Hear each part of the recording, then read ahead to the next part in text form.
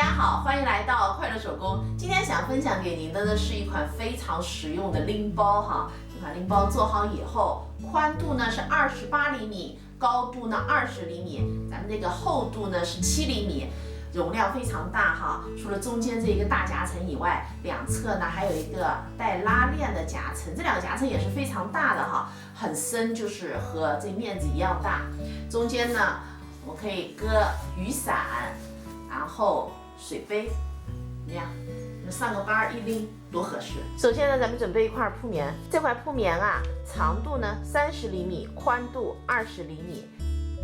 咱们在这边呢量进3厘米，然后和底部这儿画上一条直线，用一个12厘米的圆哈，我们呢在这儿打上一个圆角。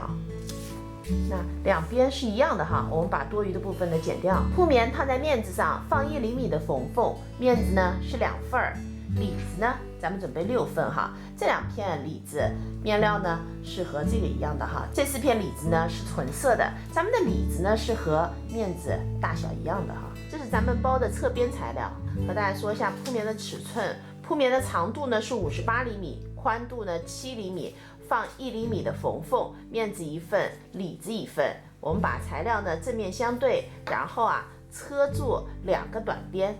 翻到正面以后呢，我又车了2毫米的窄边。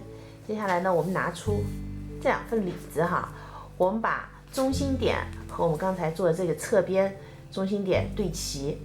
我们把它给车上，这份里子呢，咱们车在侧边的这边哈。现在我3份材料呢就组合好了。接下来我们准备一根拉链哈，拉链两头呢包上布条，包好以后，整个长度呢是24厘米。我们把这个3份材料放平哈，这两边这样压下去，那它就能放平了。把这根拉链的正面哈对准咱们的这儿，中心点对齐。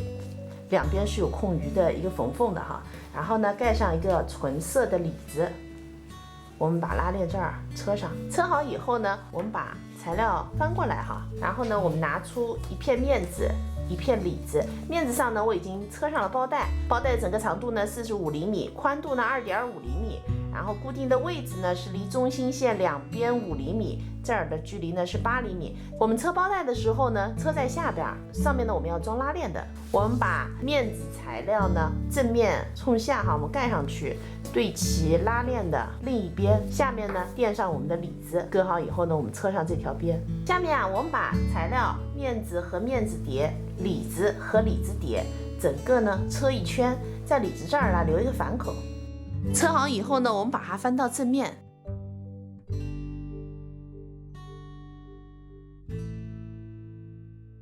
现在呢，我们包的这边夹层呢就做好了。接下来呢，我们来做这边的夹层哈。方法呢是一样的，我们把材料这样子摁下去，把它给放平。